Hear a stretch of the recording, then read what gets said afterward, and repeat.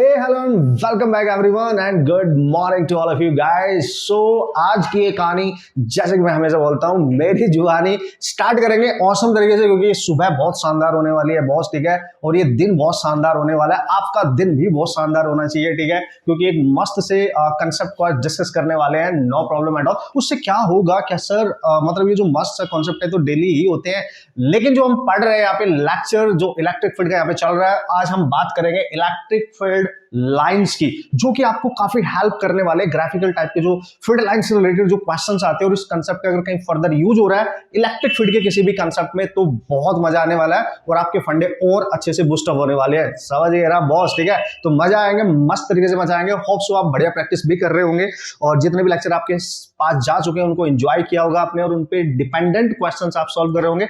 हर category को हम discuss करेंगे, डोंट वरी। यानी इस चैप्टर से अगर हम नीट की बात करें 4 से 5 क्वेश्चंस आते हैं तो सारे क्वेश्चंस आपने सॉल्व करने आने हैं, और जेईई वगैरह की अगर बात करें तो एटलीस्ट 2 क्वेश्चन तो 100% होते हैं। तो आपको इतना कॉन्फिडेंस होना चाहिए कि मैं हर कैटेगरी क्वेश्चन यार सॉल्व कर सकता हूं, मचा देंगे ना। देखो सुबह के टाइम जो एनर्जी होती है ना, जब आप पढ़ते हो ना, आपका दिमाग टोटली फ्रेश होता है, लाइक न्यू एनर्जी, नई शुरुआत। तो पूरा दिन आपका चल जाएगा अगर आप पॉजिटिविटी के साथ, मस्त एनर्जी के साथ अपने आप को बैलेंस करके चलेंगे और अपने काम पे ध्यान देंगे। Okay, so let's start. बहुत सारी बातें मैंने कर ली है। देखो यार, ये एक बेसिक सा फंडामेंटल कॉन्सेप्ट है, लेकिन इसकी नॉलेज बहुत बहुत बहुत जरूरी है। दैट्स वाई इसको डिस्कशन करना यहाँ पे बहुत जरूरी है, ठीक है ना। तो इलेक्ट्रिक फील्ड लाइंस, या इनको लाइन ऑफ फोर्स भी कहते हैं, ठीक है, लाइंस ऑफ फोर्स भी कहते हैं, ठीक है। इनको आप लाइंस ऑफ फोर्स का नाम भी दे सकते हो, ठीक है। तो एक लाइन, तो सबसे पहले इनके बारे में आप देखें, अगर आपने इसके बारे में थोड़ा बहुत पढ़ा है तो एक लाइन क्लियरली आपके दिमाग में होनी चाहिए कि जो फील्ड लाइंस होती है, मैं डायरेक्ट फील्ड लाइंस बोलूंगा, इलेक्ट्रिक फील्ड लाइंस।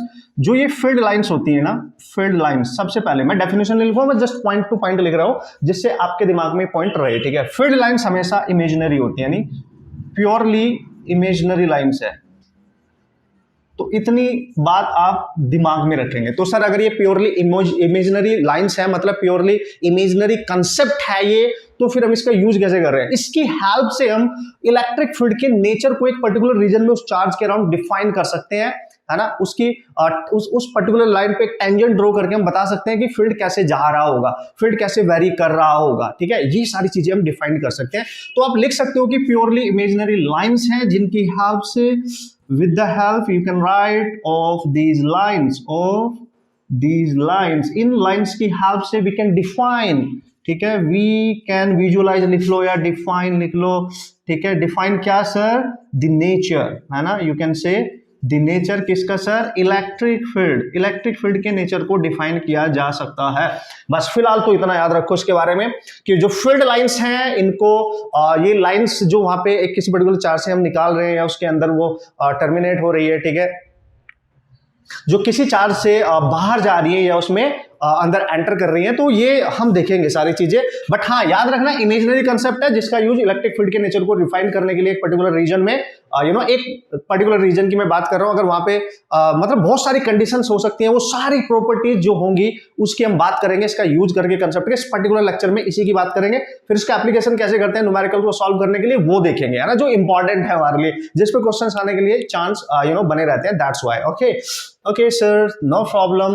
ओके, तो अब हम बात करने वाले हैं दोस्तों इसकी इंपॉर्टेंट प्रॉपर्टीज। मैं वही प्रॉपर्टीज की बात करूंगा जो इंपॉर्टेंट होने वाली है, समझना। मैं वही प्रॉपर्टीज की बात करूंगा जो इंपॉर्टेंट होने वाली है, जिनका कहीं ना कहीं क्वेश्चन सॉल्व करने में यूज हो जाएगा या होता है, ठीक है सर।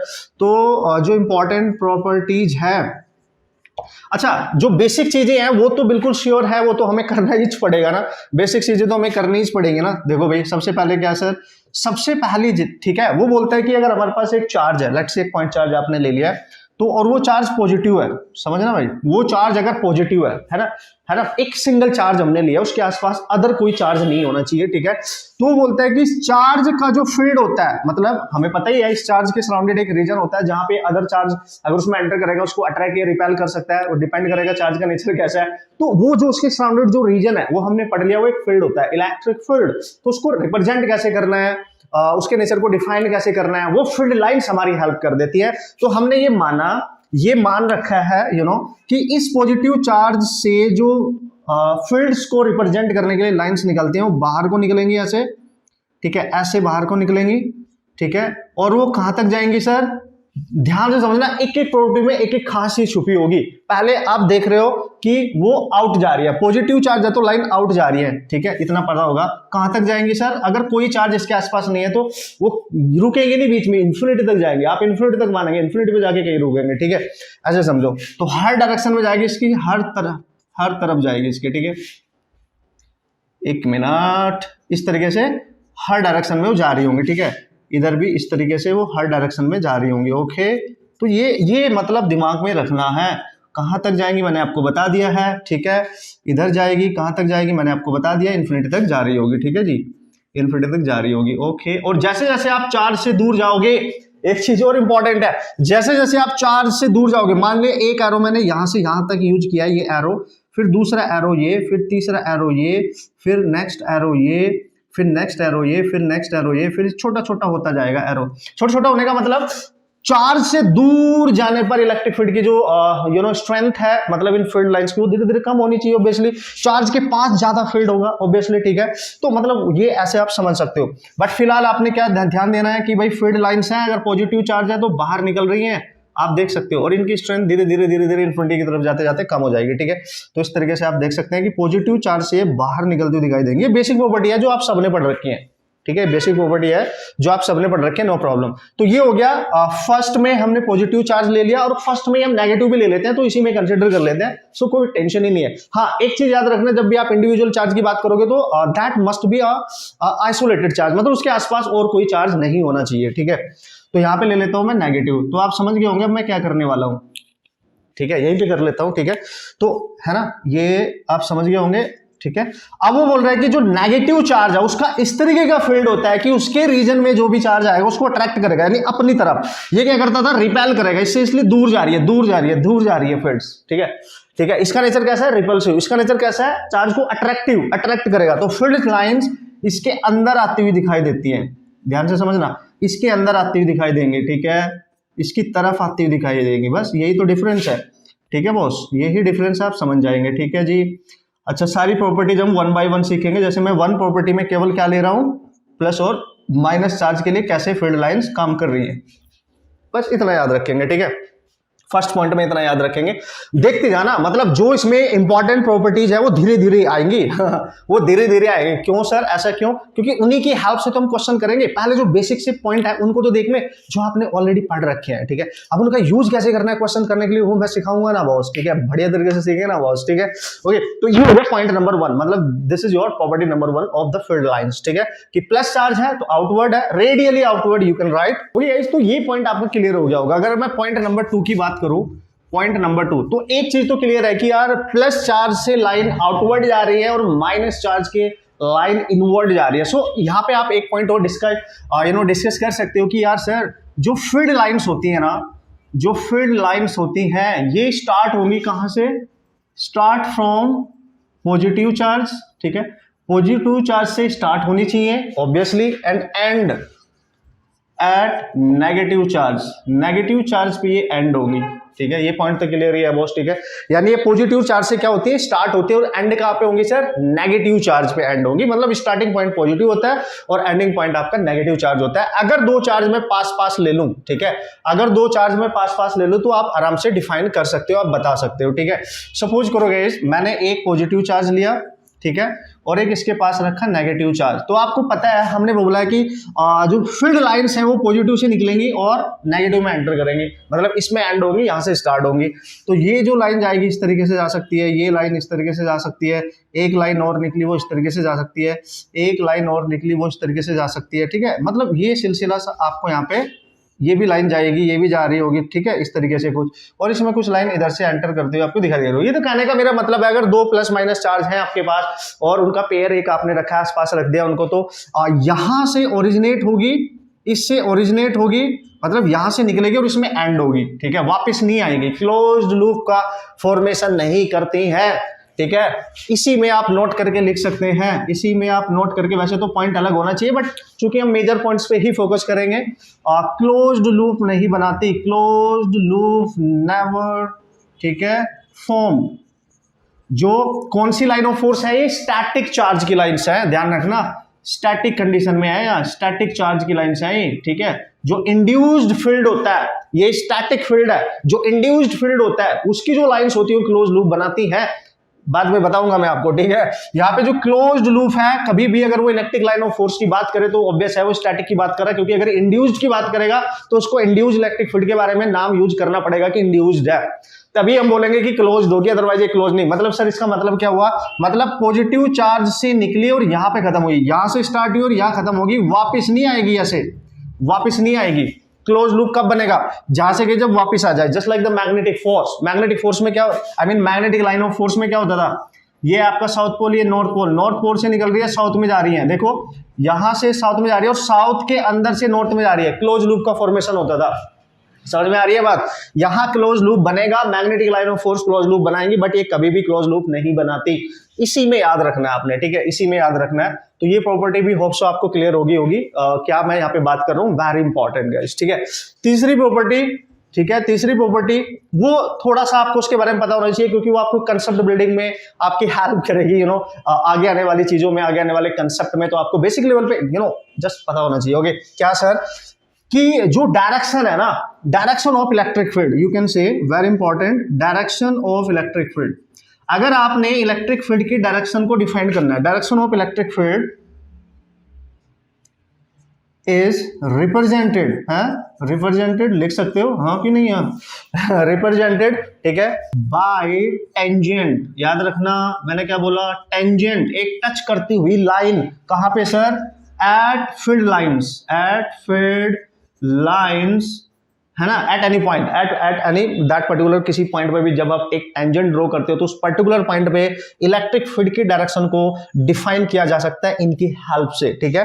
तो ये आप थोड़ा सा याद रखेंगे, direction of electric field is represented by the tangent at the field lines at that point. Okay, किस तरीके से सर, देखो इस पॉइंट को मैं यहाँ एक्सप्लेन कर रहा हूँ, वैसे यहाँ पे भी कर सकते हो आप, इसी एग्जाम्पल का आप यूज कर सकते हो। देखो सपोज करो यहां से लाइन ऐसे निकली, देखो एक पॉइंट आपने यहां ले लिया ए, तो इसको टच करती हुई एक लाइन खींच दो, टच करती हुई लाइन, तो वो बोलेगा ए पॉइंट पे इलेक्ट्रिक फील्ड की डायरेक्शन ये है ना। इसी से समझ में आ जाएगा, अलग से क्यों बनाना।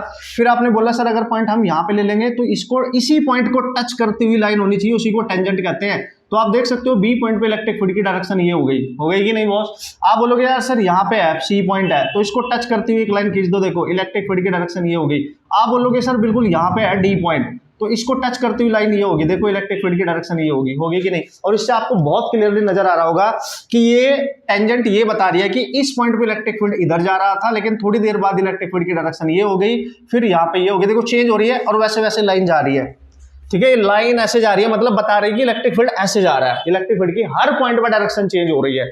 सो this will give us the direction of electric field if we draw a tangent on that path, है ना, on that particular line at that particular point. उस पर्टिकुलर पॉइंट पे अगर मैं इस पर्टिकुलर पॉइंट की बात करूं तो इलेक्ट्रिक फील्ड इधर को जाने की कोशिश कर रहा है, लेकिन इस पॉइंट पे आके उसकी डायरेक्शन इधर को हो गई, इस पॉइंट पे आके इधर को हो गई, फिर धीरे धीरे इसमें एंटर कर रहा है। पता चल गया कैसे है टेंजेंट, किस तरीके से बना सकते हो। तो this is the third point you have to remember. Easy होने वाला है, क्वेश्चंस हर टाइप के हम करने वाले हैं। तो पहले बेसिक सी प्रॉपर्टी हम सीख रहे हैं, फिर इनको एप्लीकेशन करेंगे, कुछ क्वेश्चन सॉल्व करेंगे, तो देखते हैं कैसे आपका कंसेप्ट सॉल्व स्ट्रॉन्ग नहीं होता और किस तरीके से आप इसको सॉल्व करके नहीं आते हैं, इसके जो क्वेश्चन होंगे, इवन आपको इसका बेटर एप्लीकेशन करना भी आ जाएगा, ठीक है। आगे चलते हैं सर। ओके, बेसिक्स है आज का ये लेक्चर, टेंशन नहीं लेने का। इस पे डिपेंडेंट जितने भी क्वेश्चंस होंगे हम अभी ट्राई करेंगे।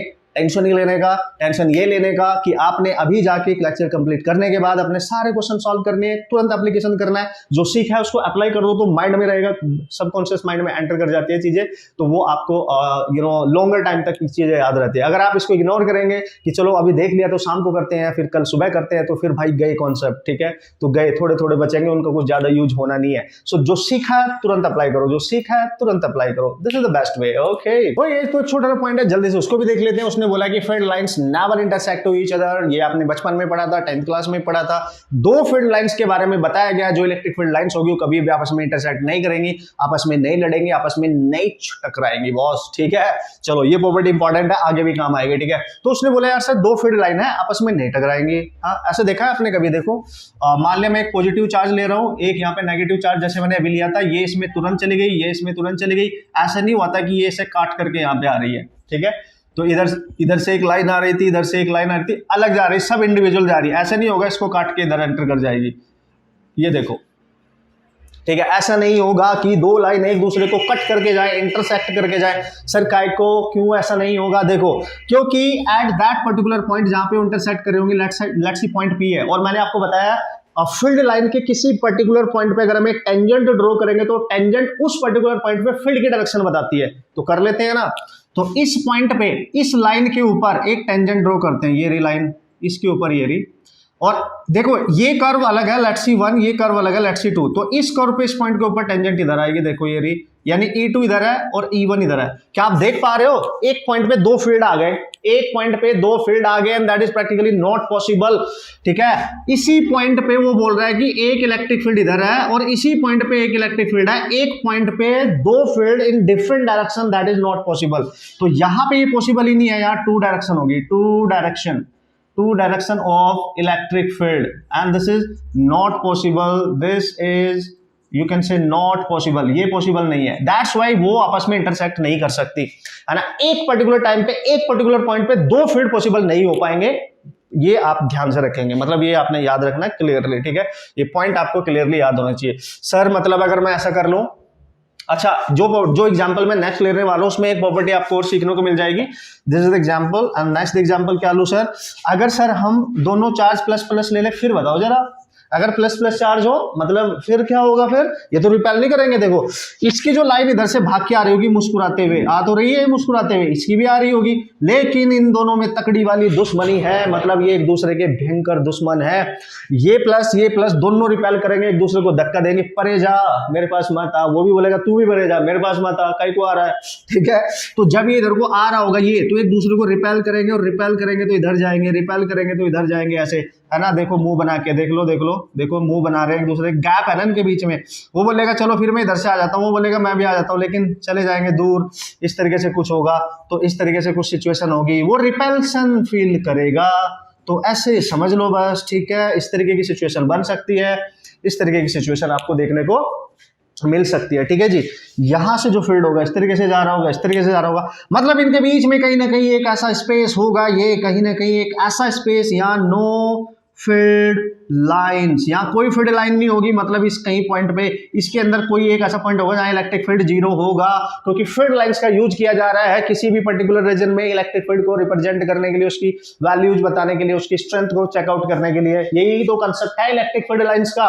तो यहाँ पे चूंकि एक भी लाइन नहीं है तो फील्ड है ही नहीं, तो यहाँ पे कहीं ना कहीं एक ऐसा पॉइंट होगा जहाँ इलेक्ट्रिक फील्ड जीरो होगा, and that point is called edge, जहां पे इलेक्ट्रिक फील्ड जीरो होगा उसको बोलते हैं न्यूट्रल पॉइंट, उसको बोलते हैं न्यूट्रल पॉइंट, मतलब ऐसा पॉइंट जहां पे कोई फील्ड ना हो, इलेक्ट्रिक फील्ड जीरो हो। वो कब होगा? क्योंकि वहां पे एक भी लाइन नहीं गई होगी, है ना, वो सब एक दूसरे से अवे होगी। अच्छा यार सर एक दूसरे से अवे कैसे होगी? देखो अब लॉजिक लगाओ यार, सर ऐसा क्यों नहीं हुआ? चलो ठीक है, इनमें दुश्मनी है तो फिर भी चलो ऐसा हो सकता था कि ये जो लाइन है जब ये जा रही थी, और ये जो लाइन है ये ऐसे जाए और ये ऐसे जाए, नहीं, ये आपस में क्रॉस कर ही नहीं सकती, क्योंकि इधर फील्ड अलग हो जाएगा, इस टेंजेंट का फील्ड अलग हो जाएगा, और इस पॉइंट में फिर से दो फील्ड हो गए, E1 and here is the not possible. That's why वो इस तरीके से रिपेल करेंगे कि वो एक दूसरे को टच भी ना करें, इंटरसेक्ट ना करें, एक दूसरे से अवे रहेंगी।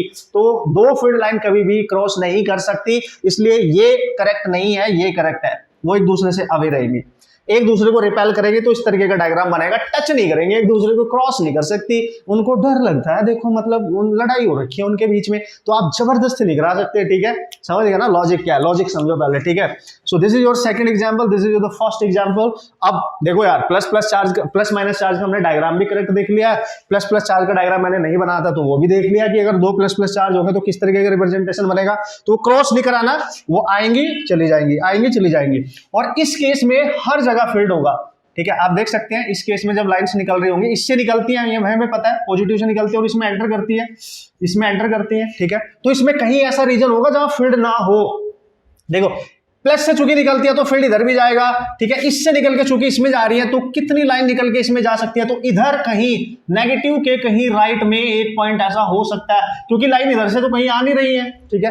एक पॉइंट कहीं यहाँ हो सकता है जो न्यूट्रल होगा, हो सकता है मतलब जो न्यूट्रल पॉइंट होगा, मैंने एनपी लिख दिया, जहां इलेक्ट्रिक फील्ड जीरो हो सकता है। लेकिन अगर कॉम्बिनेशन प्लस प्लस का है तो उनके बीच में कहीं एक ऐसा पॉइंट होगा, ठीक है, क्योंकि ये भी प्लस है तो लाइन इसकी इधर भी जाएगी, ऐसे देखो इसमें से, ठीक है, ये भी प्लस है इधर भी जा रही होगी, तो इधर तो कहीं पॉसिबल नहीं है वो पॉइंट, इधर नहीं, क्योंकि हर जगह लाइन जाती है, ठीक है, इन्फिनिटी तक से जाएगी वो, तो ठीक है, जो तो रिपल्सन कर रही है ये भी इन्फिनिटी तक जाएगी, तो इसके बीच में चूंकि रिपल्सन की वजह से एक स्पेस क्रिएट हो जाएगा जिसको हम न्यूट्रल पॉइंट कह सकते हैं। ऐसे क्वेश्चन बना सकते हैं, ठीक है, ध्यान से समझना। तो neutral point is the point where there is no line of force, so the electric field strength is zero, simple, that point is neutral point. So वो बोलेगा कि कभी कभी क्वेश्चन आ जाते हैं, यार क्या बात कर रहे हो, कि बताओ इस कॉम्बिनेशन में कहां पॉसिबिलिटी है, नेगेटिव के लेफ्ट पे, नेगेटिव के राइट पे, तो नेगेटिव के लेफ्ट पे तो पॉसिबिलिटी नहीं है, पॉजिटिव के राइट पे नहीं है, पॉजिटिव के लेफ्ट पे नहीं है, नेगेटिव के राइट पे है, इधर हो सकती है नेगेटिव के केस में, क्योंकि नेगेटिव ओरिजिनेट थोड़ा ही करता है फील्ड्स को, उसमें तो एंटर करती है, तो इधर से तो कुछ सपोज करो इसकी जो फील्ड लाइन है ऐसे घूम के बस इसमें आ गई, ठीक है, उधर से थोड़ी आ रही होगी, मतलब एक पॉसिबिलिटी हो सकती है कि इधर हो सकता है जी, समझ गए ना लॉजिक? यस सर, समझ गए। आगे बढ़ते हैं, तो ये पॉइंट नंबर 4 है, इसके थ्रू मैंने ये कॉम्बिनेशन भी आपको बता दिया और पॉइंट भी हमने क्लियर कर लिया, ठीक है सर, मजा आ रहा है कि नहीं? बेसिक फंडे हैं लेकिन ऑसम फंडे है, जितना छोटा उतना खोटा, कंसेप्ट बिल्डिंग आनी चाहिए मस्त तरीके से, ठीक है। Okay boss, so next property is awesome property to solve the numerical problem, क्योंकि इसका यूज करके काफी क्वेश्चन बनाए जाते हैं, दैट्स व्हाई इंपॉर्टेंट है बहुत ज्यादा। वैसे तो सारी है, मतलब सारी प्रॉपर्टी आपको अप्लाई करनी आनी चाहिए, इसमें कोई शक नहीं है, हर प्रॉपर्टी को चेक करना पड़ता है जब हम इसके क्वेश्चन सॉल्व करते हैं, ठीक है। सो उसने बोला इलेक्ट्रिक फील्ड लाइंस ऑलवेज क्या है सर? परपेंडिकुलर पर, ये क्या लिख दिया मैंने है ना, परपेंडिकुलर लिखो या नॉर्मल लिखो मैन, नॉर्मल, ठीक है, किसके सर? To conducting surface. अगर एक कंडक्टिंग सरफेस, एक कंडक्टर है आपके पास, ठीक है, कंडक्टिंग सरफेस है, तो वो बोलता है जो फील्ड लाइंस है वो हमेशा कंडक्टिंग सरफेस के परपेंडिकुलर होनी चाहिए, ठीक है, याद रखिए उस बात को। कैसे सर, कैसे, मतलब क्या बात कर रहे हो आप? मैं ये बात कर रहा हूं कि electric field lines always perpendicular या normal to the conducting surface. अगर एक बॉडी है आपके पास, एक कंडक्टिंग बॉडी है, ध्यान देना, कंडक्टिंग सरफेस का मतलब एक कंडक्टिंग बॉडी है, तो लेट्स से मैंने एक स्फीयर लिया, ठीक है ना, तो वो बोल रहा है कि ये जो स्फीयर है मतलब सॉलिड होलो जो भी आप मानेंगे इसको, ठीक है, ये एक स्फीयर है, मैंने बोला हाँ है, तो यहां अगर आपको ऐसे ही रखा हुआ है और आप देख रहे हो कि इससे कुछ लाइंस बाहर निकल रही हैं, तो जब वो लाइंस इससे बाहर निकल रही होंगी, एक चीज तो क्लियर है कि इसके ऊपर पॉजिटिव चार्ज होगा, क्योंकि लाइंस पॉजिटिव चार्ज से बाहर निकलती हैं, ये तो क्लियर होगा। मान लिया इस पे चार्ज नहीं डिफाइंड है लेकिन लाइन डिफाइंड है और लाइन बाहर को जा रही है, मतलब ऐसे जा रही है, सपोज करो, ठीक है, आप ऐसे समझे, ऐसे समझ दो, समझदार इंसानों,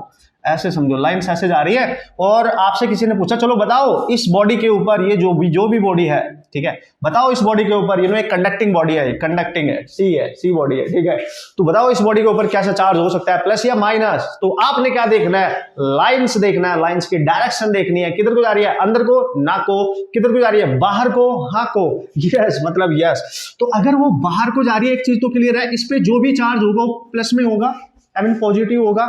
अब हमने परपेंडिकुलर कंडीशन चेक करो दोस्तों, जब भी लाइन इससे ओरिजिनेट होगी, मतलब इससे बाहर निकलेंगी, याद रखना उस पॉइंट से जहां से वो बाहर निकली उस पर एक टेंजेंट ड्रॉ करेंगे, टच करती हुई एक लाइन, फिर देखेंगे क्या वो लाइन उस लाइन के साथ, टेंजेंट के साथ, इस टेंजेंट के साथ 90 एंगल बना रही है तो लाइन ठीक होगी, मतलब उसका रिप्रेजेंटेशन करेक्ट है।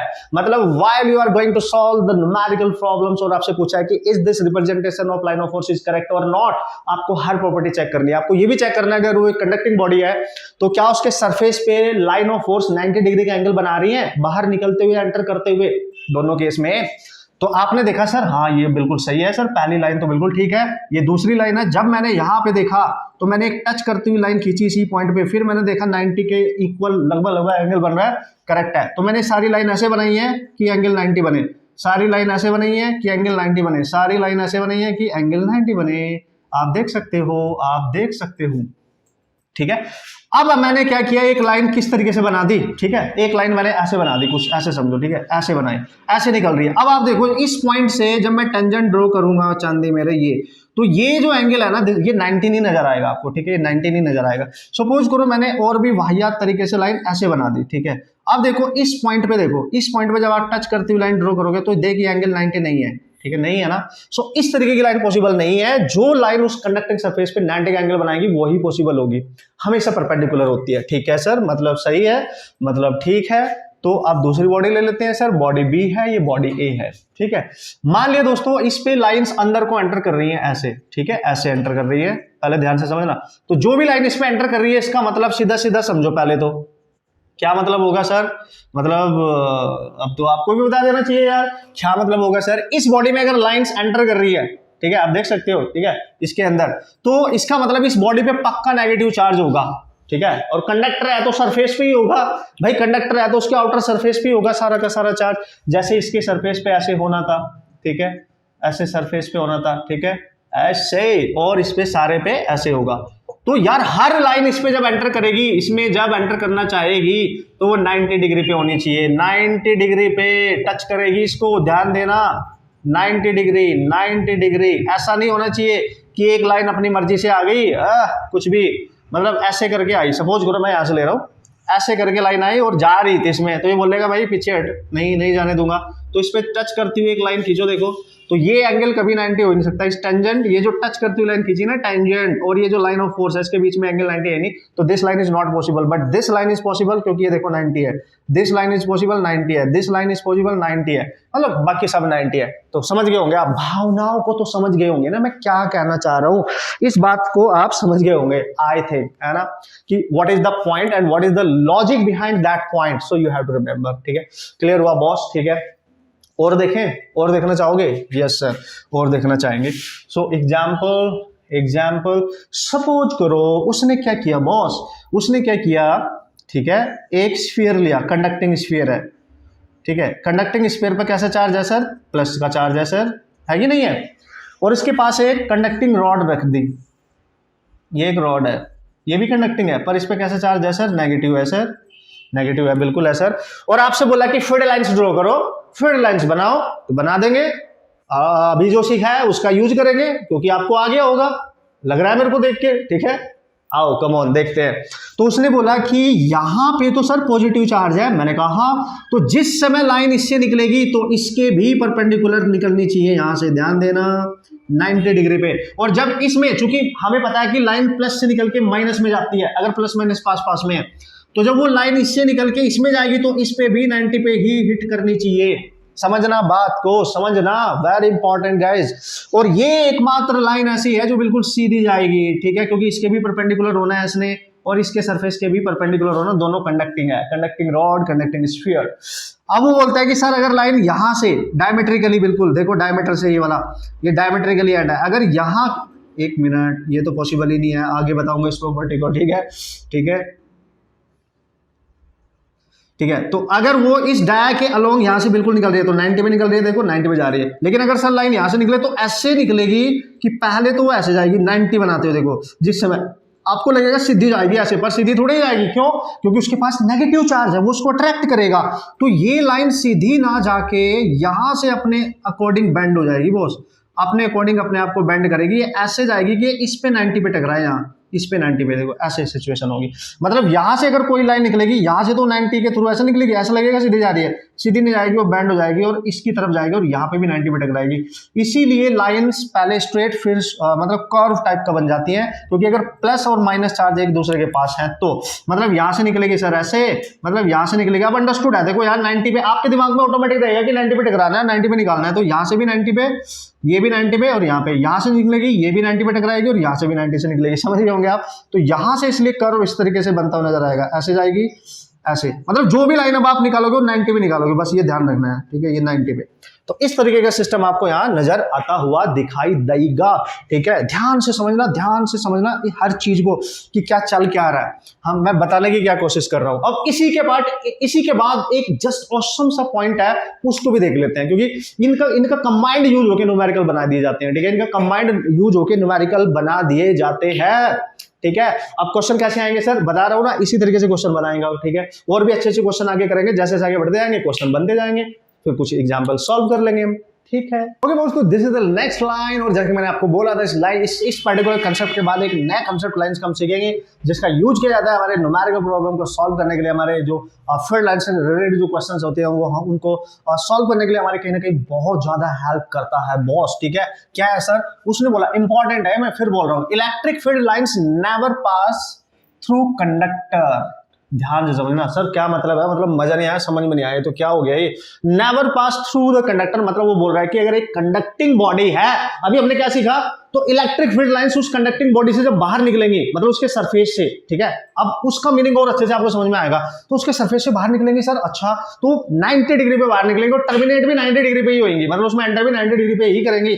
लेकिन वो बोल रहा है कि never pass through a conductor, मतलब सपोज करो एक स्फीयर है, हमने एक स्फीयर मान लिया, सही है सर, मतलब मजा आ गया है। तो मतलब क्या बोलना चाह रहे हो आप? मैं जो बोलना चाह रहा हूं ध्यान से समझो, डायरेक्ट क्वेश्चन आते हैं। वो बोल रहा है अगर फील्ड लाइंस कहीं से भी आए, हमें नहीं पता, मान ले इधर से चल के आ रही है और वो इसकी तरफ आ रही है इसकी तरफ, और यहाँ पे इस पे जैसे एंटर करेगी यही रुक जाएगी और 90 डिग्री पे एंटर करेगी। वो बोल रहा है ये फील्ड लाइन कभी भी कंडक्टर के अंदर से पास नहीं हो सकती, कंडक्टर के अंदर नहीं जा सकती, कंडक्टर के अंदर इलेक्ट्रिक फील्ड लाइंस एग्जिस्ट नहीं करेंगी। क्यों बताऊंगा अभी, रुको जरा, देखो। हाँ सर देख तो रहे हैं, देखो समझ गए ना? तो ये इसके अंदर नहीं जाएगी, समझ रहे हो? आप बोलोगे सर मतलब सच में? हाँ और क्या, झूठ बोल रहा हूं मैं, ठीक है। तो क्या कर रहे हैं, अब मान ले कोई लाइन इधर से आ रही है तो ऐसे जा रही होगी सर, ऐसे, और जैसे ही वो यहां गई सरफेस पे रुक गई, बस रुक जाएगी, खत्म, वही खत्म होना है उसने, ठीक है। 90 डिग्री पे अंदर नहीं जाएगी boss, this is not possible, अंदर नहीं जाएगी।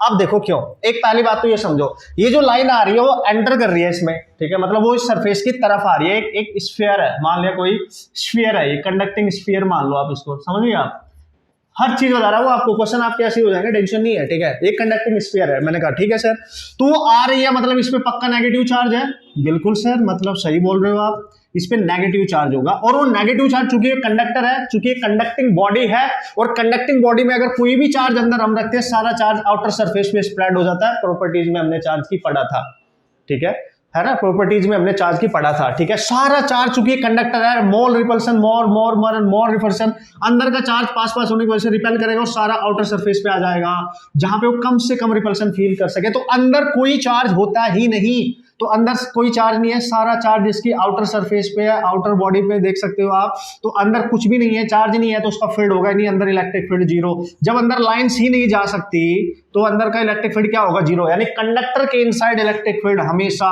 क्या रहेगा, जीरो, हमेशा जीरो। आप आगे जाके प्रूव भी करोगे, अभी याद रखो, इतना सफिशिएंट है, फील्ड लाइंस की हेल्प से भी याद रख सकते हो, ठीक है। तो अंदर कोई फील्ड लाइंस नहीं जाएगी, मतलब ऐसा नहीं होगा कि यार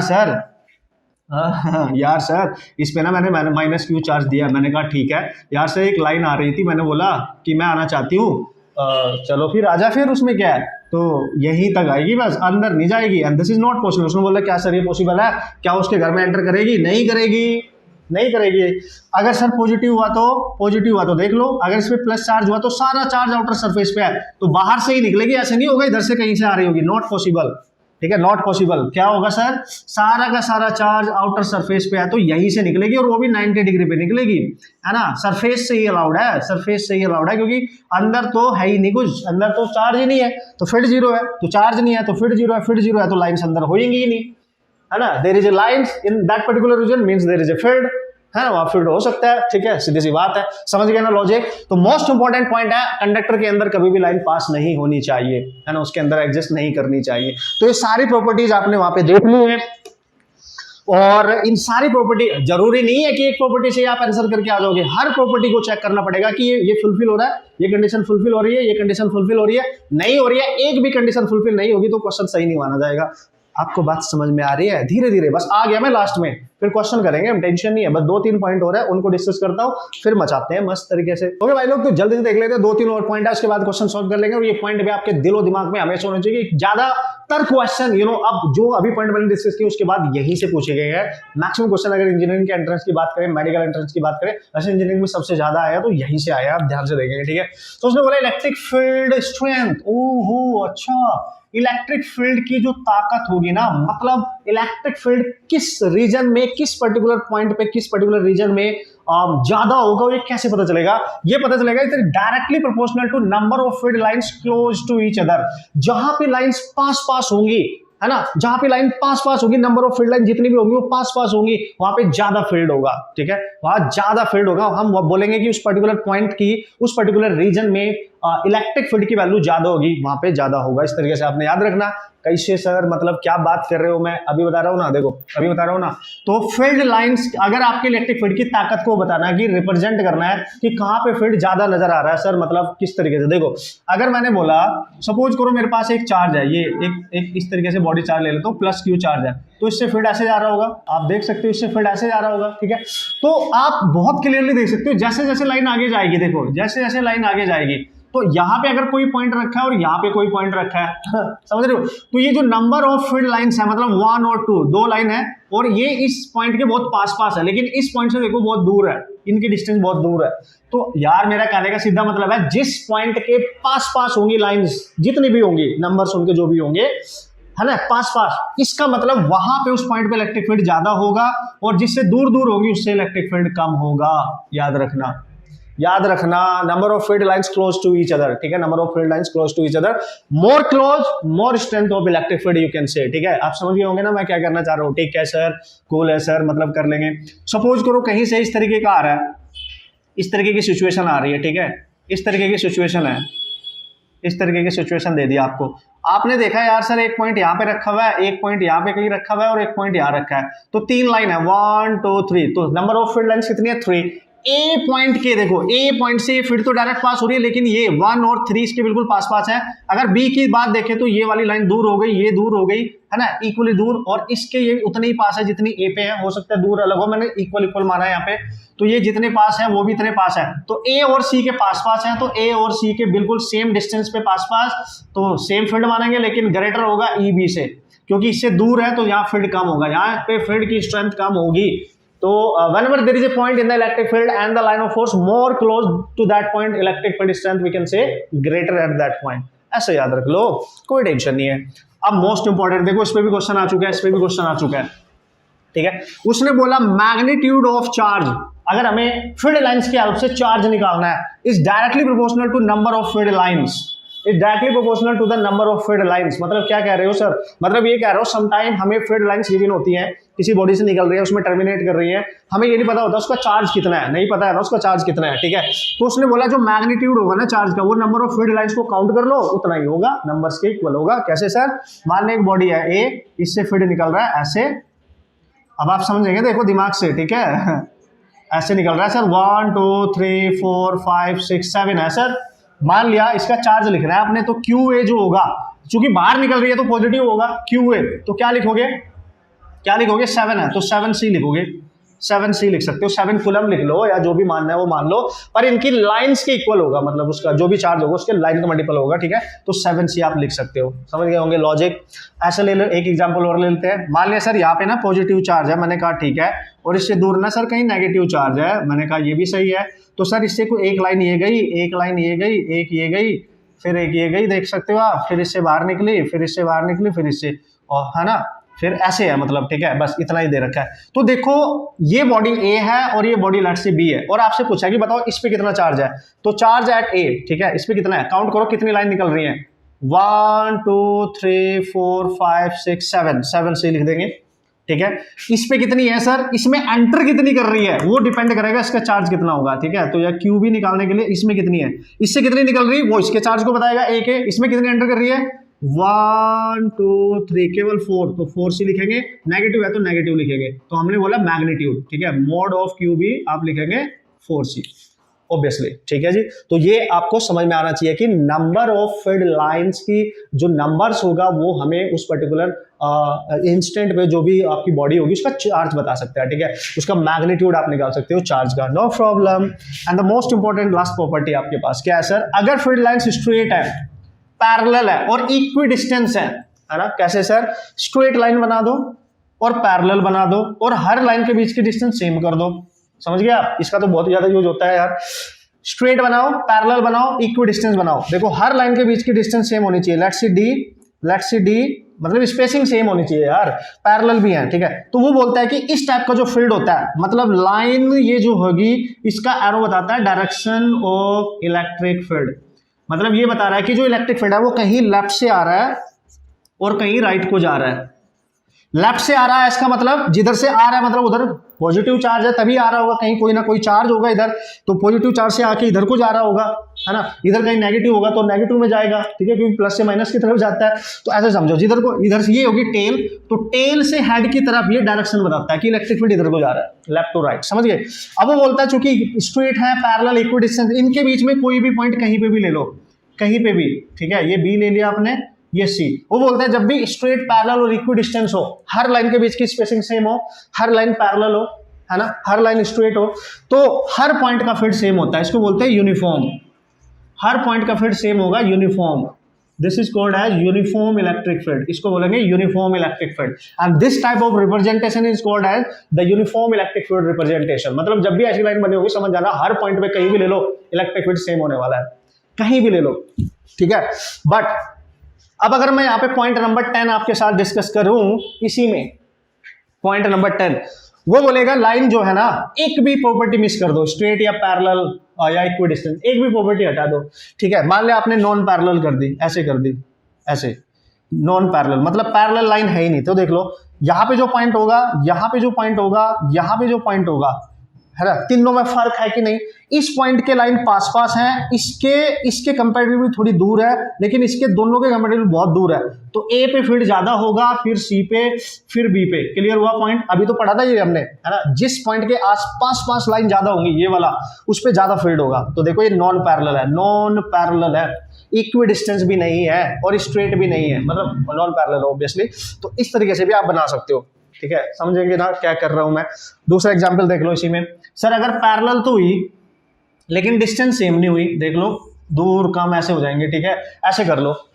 तो देखो ये पैरेलल तो है, पैरेलल तो है, स्ट्रेट भी है, इक्वी डिस्टेंस नहीं है, क्योंकि इनके बीच की डिस्टेंस देखो इतनी सी है और इन दोनों के बीच की तो बहुत ज्यादा है। तो ये तो भाई इक्वल डिस्टेंस वाला केस तो नहीं है ये, तो ये भी नॉन यूनिफॉर्म माना जाएगा, नॉन यूनिफॉर्म इलेक्ट्रिक फील्ड। पूरा लिखना, NUEF मत लिख लेना, नॉन यूनिफॉर्म इलेक्ट्रिक फील्ड। मतलब सर, मतलब अगर यहाँ कोई पॉइंट होगा, यहाँ दोनों में फील्ड में डिफरेंस है, तो ए के पास पास ज्यादा है, बी के कम। नॉन यूनिफॉर्म मतलब अलग अलग फील्ड होगा हर पॉइंट पे, ऐसे समझो, ठीक है, अलग पॉइंट अलग अलग फील्ड होगा, ठीक है। तो भाई ये सारी प्रॉपर्टीज है दोस्तों, एटलीस्ट इतनी प्रॉपर्टीज आपके दिल और दिमाग में हमेशा रहनी चाहिए। फिर देखते हैं आप क्वेश्चन कैसे नहीं सॉल्व कर सकते, है ना। मतलब ये वो जरूरी नेसेसरी चीजें हैं, एटलीस्ट इतनी तो आनी चाहिए। अब एक दो क्वेश्चन ट्राई करेंगे तो मजा आ जाएगा और आप हर टाइप के क्वेश्चन फिर सॉल्व कर सकते हैं इस पर्टिकुलर कंडीशन में, इस पर्टिकुलर प्रॉपर्टीज का यूज करके। ओके गाइस, तो कुछ एग्जांपल के थ्रू देख लेते हैं कि ये जो कंसेप्ट है, इस पे डिपेंडेंट जो क्वेश्चंस आए हैं उनको किस तरीके से आप ब्रेक कर सकते हो, सॉल्व कर सकते हो, ठीक है। कुछ एग्जांपल्स में अच्छे वाले कुछ क्वेश्चंस यहाँ पे हम प्रैक्टिस कर लेते हैं। उससे क्या होगा कि इलेक्ट्रिक लाइन ऑफ फोर्स का जो कंसेप्ट है वो आपका क्लियर हो जाएगा कि अच्छा सर ऐसे यूज करना और इस तरीके से क्वेश्चन आप सॉल्व कर सकते हो। ओके, तो let's see. Okay, so here is the first question. आप देख लो, क्वेश्चन आपके सामने है, सॉल्यूशन आपने कैसे करना है, बस ये आपने देना, ध्यान देना है, ठीक है ना। सारी जितनी भी प्रॉपर्टीज आपने सीखी हैं वो हर प्रॉपर्टी अब आप अप्लाई करनी सीखोगे और उन्हीं के अकॉर्डिंग इस टाइप के क्वेश्चन आप सॉल्व कर सकते हो। मतलब इससे एक बेटर अंडरस्टैंडिंग आपकी हो जाएगी। सो क्वेश्चन में क्लियरली गिवन है कि एक मेटालिक सेल है जिसमें एक कैविटी है और उस कैविटी के अंदर एक चार्ज रखा हुआ है, पॉइंट चार्ज, ठीक है। तो डायग्राम भी है आपके पास। तो इस तरीके की कुछ सिचुएशन है बॉस, ठीक है, ऐसे मान लेता हूं, ठीक है। तो ये सेल है, मतलब यहां तक तो इसका होगा मास, यहाँ पे इतने में, ठीक है। उसके अंदर कैविटी है, ठीक है, इतने में तो आपको मास दिखाई दे रहा है बॉस, ठीक है। पर ये कैविटी है, ये पूरी आपकी कैविटी है, ठीक है, समझ आएंगे आप। सो इस केस में आपसे बोला गया है दोस्तों कि which one of the following diagrams correctly represent the electric line of force. मतलब 4 डायग्राम आपको क्लियरली दे रखे हैं। एक मेटालिक सेल है आपके पास, ठीक है, एक मेटल का सेल है और उसके अंदर एक कैविटी है, उसके अंदर एक पॉइंट चार्ज रखा हुआ है। तो वो जो चार्ज है ऑब्वियसली वहां से लाइन ऑफ फोर्स निकलेगी, पॉइंट चार्ज है तो प्लस ही मान के चलेंगे, तो लाइन ऑफ फोर्स बाहर निकलेगी। तो वो बोल रहा है कि कौन सा रिप्रेजेंटेशन करेक्ट है। अब देखो सारे जितने पॉइंट्स हमने पढ़े थे, जितनी प्रॉपर्टीज हमने पढ़ी थी, सबको अप्लाई करेंगे, ठीक है। चलो सर ठीक है, कर लेते हैं। तो उसने बोला इसके अंदर चार्ज है, मैंने बोला ठीक है, ओके। तो अगर चार्ज इसके अंदर है Q, ठीक है, तो हमें पता है पॉजिटिव चार्ज है तो ये फील्ड आएगा, ये ऐसे जा रहा होगा तो हर डायरेक्शन में जाएगा। अब देखते हैं इसके आगे क्या आता है, इस तो हर डायरेक्शन में जा रहा होगा, ठीक है, ध्यान से समझना बॉस, ठीक है। अब जैसे ही ये यहां से चलना स्टार्ट किया फील्ड, तो ये कंडक्टर पे टकराया, तो कंडक्टर पे कितना एंगल पे टकराएगा, 90 डिग्री पे, ठीक है, कंडक्टर है भाई, ठीक है, 90 डिग्री पे, और इसके अंदर से पास नहीं हो सकता, क्योंकि कंडक्टर के अंदर से तो पास नहीं हो सकता, ये प्रॉपर्टी में हमने सीखा था, है ना, जो ओरिजिनेट होगा वो भी आउटसाइड से होगा, और जो टर्मिनेट करेगा वो भी आउटसाइड सरफेस पे ही करेगा, मतलब मेटल के अंदर लाइन नहीं जाएंगी, तो यहां पे टर्मिनेट होती हुई दिखाई देंगी और यहां से बाहर निकलती हुई दिखाई देंगी, तो इसके अंदर नहीं होंगी इस तरीके से, ठीक है, यहां तक तो आएगी लेकिन उससे बाहर इस तरीके से निकलती हुई आपको दिखाई दे रही होगी बॉस। होप सो आप फंडा समझ गए होंगे क्या मैं बताने की कोशिश कर रहा हूं। And this must be the correct representation, this must be the correct representation. Option आप चेक कर लो, जो पहला ऑप्शन दिया है दैट इज नॉट पॉसिबल, सारी लाइंस वहां से आ रही हो डायरेक्ट पास आउट हो रही हैं। ऑप्शन बी में भी पॉसिबल नहीं है, कुछ पास हो रही है कुछ नहीं हो पा रही है, अनसिमेट्रिकली देख सकते हो आप, ठीक है। और ऑप्शन सी यहाँ पे आपको करेक्ट नजर आएगा, क्योंकि ऑप्शन डी भी पॉसिबल नहीं है, ये अब आप खुद ही बता सकते हो। क्लियर हुआ किस तरीके से अप्लाई करना है, क्या है कंसेप्ट, किस तरीके से आप अप्लाई कर सकते हो आराम से, ठीक है। अब इसी टाइप से क्वेश्चन नंबर 2 की बात करते हैं कि क्वेश्चन नंबर 2 क्या है, मतलब 2-3 क्वेश्चन मैं यहाँ डिस्कस करने वाला हूँ जिससे आप क्वेश्चन आराम से बता सकते हैं बॉस, ठीक है। Okay, here is the next question, जल्दी से आप पढ़ लो, आपको बनाना है, ऑप्शन आपके सामने, no problem at all, properties आपने यूज करनी है और आपने आंसर कर देना है इजिली। अगर सारी प्रॉपर्टीज आपको याद है, अच्छे से आपको अप्लाई करनी आती है, तो ये बिल्कुल भी टफ नहीं होने वाला है, ठीक है। उसने बोला कि 3 point charge of equal value उनकी क्यू है, they are placed at the vertices of equilateral triangle, तो पहले बना लो, ठीक है बॉस, ये इक्विलेटरल ट्रायंगल है, ठीक है सर, इस यहाँ पे भी एक चार्ज रखा हुआ है, ठीक है सर, यहाँ पे भी एक चार्ज रखा हुआ है और यहाँ पे भी एक चार्ज, हर वर्टेक्स पे इसका चार्ज रखा हुआ है, आप ध्यान से देख सकते हैं। उसने बोला कि अगर ऐसा है कि भाई एक चार्ज ये रख दिया यहाँ पे, एक चार्ज यहाँ पे ये रख दिया, 3 पॉइंट चार्ज हैं, ठीक है, तो बताओ इनमें से कौन सा रिप्रेजेंटेशन आपका करेक्ट होगा, मतलब लाइन ऑफ फोर्स का, फील्ड लाइंस का कौन सा रिप्रेजेंटेशन यहाँ पे करेक्ट है। तो यार ये आप खुद भी बना सकते हो, सपोज करो ऑप्शन आपके पास नहीं है, तो आप देखो पॉजिटिव चार्ज है, इससे तो फील्ड लाइंस बाहर निकलेंगी और इधर से भी फील्ड लाइंस बाहर निकलेंगे, क्योंकि एक दूसरे के एक इक्विलेटरल सेम डिस्टेंस है, देखो इक्विलेटरल ट्रायंगल पे है, सेम डिस्टेंस है ना एक दूसरे से, तो ये जो लाइंस निकलेगी ना, अगर वो फील्ड इसका इधर को आने की कोशिश करेगा तो इसका भी तो फील्ड इधर को आने की कोशिश करेगा और रिपेल करेगा, तो फील्ड ऐसे दिखाई देगा, मतलब जाएगा जरूर इधर को, ठीक है, इस तरीके से, फिर इस तरीके से, है ना, इस तरीके से आपको नजर आएगा, फुल से खिलेंगे, ठीक है, तो यहां से फील्ड ऐसे नजर आएगा आपको जाते हुए, तो ये पॉसिबिलिटी यहाँ पे हो सकती है, ठीक है, ये पॉसिबिलिटी यहाँ पे होनी चाहिए। और इधर से भी इधर आएगा जरूर लेकिन वो ऐसे हो जाएगा, इधर जाएगा जरूर लेकिन ऐसे हो जाएगा, मतलब इस तरीके की लाइनें आप ड्रॉ कर सकते हैं, है ना, इस तरीके का अगर स्ट्रक्चर यहाँ पे दिख रहा है तो ये होना चाहिए, ये लाइन मिल नहीं चाहिए, ऐसा नहीं होगा कि ये लाइन इधर से आई और एक लाइन इधर से मिल गई, आपको पता है क्रॉस कर ही नहीं सकती, दिस इज नॉट पॉसिबल, ये क्रॉस कर ही नहीं सकती, तो आप इसको नहीं कंसिडर करेंगे, दूर दूर रहेंगी। तो ऐसा स्ट्रक्चर अगर आपको यहाँ पे कहीं ऑप्शन में दिख रहा है तो that is possible structure, now you can see, ठीक है। तो first that is not possible, first तो पॉसिबल ही नहीं है, सारे पॉजिटिव चार्ज है, तो फर्स्ट वाले में से एक से निकल के दूसरे में जा रही है, सेकंड वाले में क्या हो रहा है कि मिल रही है आपस में, टच कर रही है, वो भी पॉसिबल नहीं है, ठीक है। थर्ड वाला इज करेक्ट, है ना, थर्ड वाला देखो ध्यान से करेक्ट है। फोर्थ वाले में क्लोज लूप बना रही है, फोर्थ वाला is important, fourth is important, fourth वाले में जो लाइनें हैं वो कुछ ऐसी हैं, that is the close loop, यहां से एक इंफॉर्मेशन एक्स्ट्रा आपको मिल जाएंगी। लाइन ऑफ फोर्स जो स्टैटिक होती है, स्टैटिक चार्ज की लाइन ऑफ फोर्स होती है, क्लोज लूप कभी नहीं बनाती है, तो वो गलत होगा।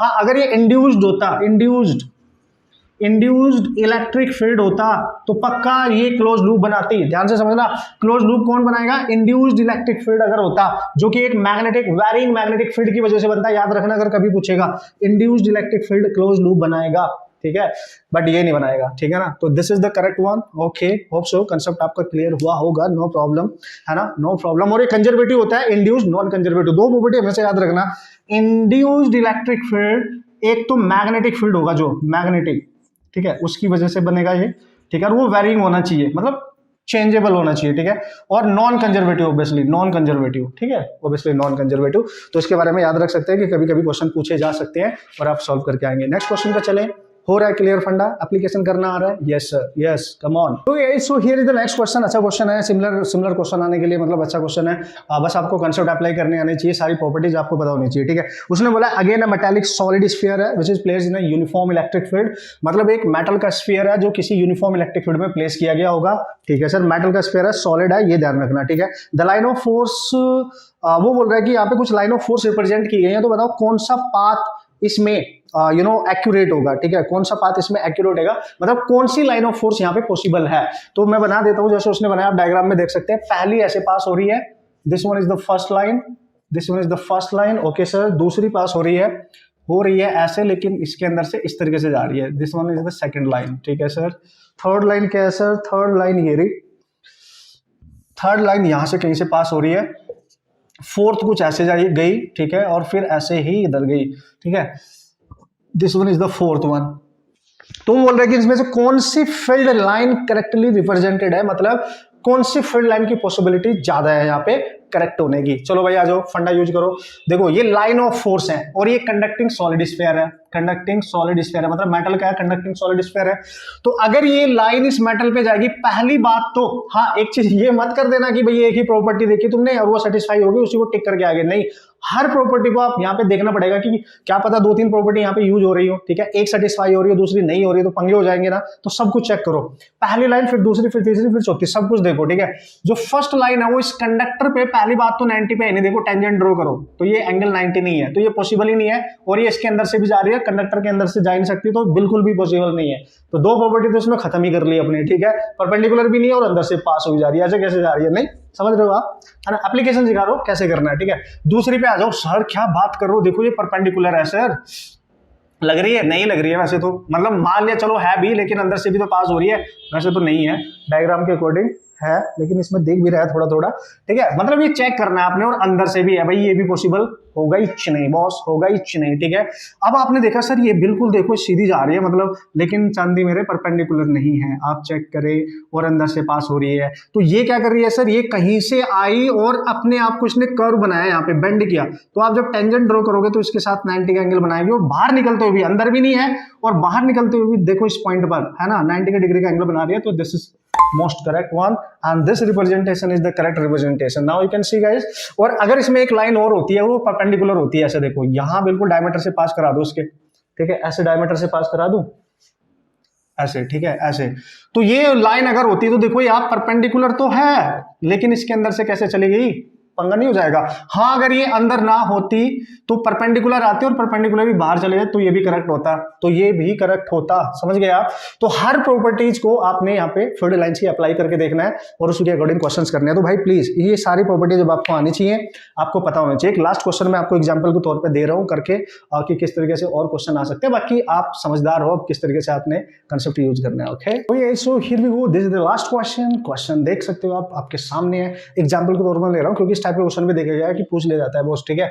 तो उसने बोला कि एक स्ट्रक्चर गिवन है, ये गिवन होगा आपको इस तरीके से, अगर क्वेश्चन ऐसे पूछेगा तो ये आपको गिवन होगा, ठीक है, ओके, ये गिवन होगा। तो उसको बोल रहा है कि नेचर ऑफ चार्ज बताओ, मतलब साइन बताओ, चार्ज का जो है वो साइन कैसा होगा, ठीक है। एक चार्ज यहाँ Q1 है, एक Q2 है। फिर उसने बोला है कि पहले वाले चार्ज का मैग्नीट्यूड दूसरे वाले चार्ज के मैग्नीट्यूड का रेशियो बताओ, बताओ इन दोनों के चार्ज के मैग्नीट्यूड का रेशियो कैलकुलेट करो, और इसके पूछे जाने के काफी चांस आपके पास बने रहते हैं। तो आपने देखा यार दो चार्ज है, उनकी फील्ड लाइंस के थ्रू वो रिप्रेजेंट किए गए हैं। तो आपने देखा यार इस Q1 चार्ज से लाइंस बाहर निकल रही हैं और कुछ लाइंस ऐसे देख लो, और इससे निकल के इसमें एंटर कर रही हैं कि नहीं, ठीक है। तो पक्का ये चार्ज जो होने वाला है that must be a negative charge, and चूंकि इसमें एंटर कर रही है तो that must be a sorry this is positive charge and this is negative charge, है ना। इसमें एंटर कर रही है तो नेगेटिव है, इससे बाहर निकल रही है तो पॉजिटिव है। तो भाई साइन आराम से आप बता सकते हैं, कोई पंगा नहीं है। अब उसने बोला कि ये चार्ज है कितना, है ना, इसका मैग्नीट्यूड क्या होगा, ठीक है, ये चार्ज है कितना। तो Q1 निकालने के लिए उसका मैग्नीट्यूड मैंने आपको बताया था, किसी भी चार्ज का फील्ड लाइंस के कॉन्सेप्ट से अगर वैल्यू कैलकुलेट करनी है तो नंबर ऑफ फील्ड लाइंस कितनी है इस बात पे डिपेंड करेगा, फील्ड लाइंस कितनी है इस बात पे डिपेंड करेगा बॉस, ठीक है।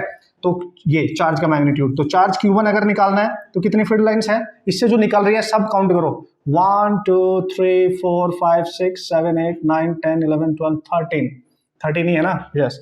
तो 13 आ गया। मान लिया कुछ Q चार्ज है उसका, कुछ भी मान लो कि यार 13C मान लो, चलो कूलम में मान लेते हैं, ठीक है। और इसमें कितनी एंटर कर रही है, 1 2 3 4 5 6 7 8 9, यानी 9, यानी जो Q2 है उसका अगर मैं मैग्नीट्यूड की बात करूं वो 9C पे डिपेंड कर रहा है, मतलब उसकी टोटल लाइंस 9 है। और अगर आपने इसका निकालना है मैग्नीट्यूड दोस्तों तो आप अब आराम से कैलकुलेट कर सकते हैं। तो 13C ओवर 9C कैंसिल, तो here we go, this is 13/9। Magnitude है ये। अगर मैग्नीट्यूड ना पूछता तो सर डायरेक्ट ही चार्ज पूछता तो Q1 है पॉजिटिव 13C और ये -9C, तो -13/9 आता फिर आंसर। ठीक है, अगर मैग्नीट्यूड ना पूछता, डायरेक्ट चार्ज अगर इस तरीके से पूछ लेता, तो भाई इस तरीके से क्वेश्चन बनाए जा सकते हैं, आप आराम से कर सकते हैं। हमारा मेन टारगेट था कि how to apply this concept, actually वो हमने सीख लिया है। And what are the important properties, उनका यूज करके कैसे आप अगर इससे क्वेश्चन आते हैं बेसिकली किस तरीके से आप यूज कर सकते हो क्वेश्चंस को सॉल्व करने के लिए। होप सो आपका फंडा बिल्कुल क्लियर हुआ होगा, आपने एंजॉय किया होगा इस लेक्चर को मस्त तरीके से। ठीक है, आप प्रैक्टिस करते रहे, मेहनत करते रहे, और दोस्तों आप प्रैक्टिस करने से ही आपका कॉन्फिडेंस ऑब्वियसली, जैसे कि मैं हमेशा बोलता हूँ, बढ़ेगा, मस्त तरीके से आपको कॉन्फिडेंस आएगा और अपने एग्जाम के क्वेश्चंस इजीली सॉल्व कर सकते हो। नेक्स्ट लेक्चर में मिलेंगे ऑसम से किसी कॉन्सेप्ट के साथ। ठीक है, तब तक के लिए प्रैक्टिस करते रहना boss, and all the best.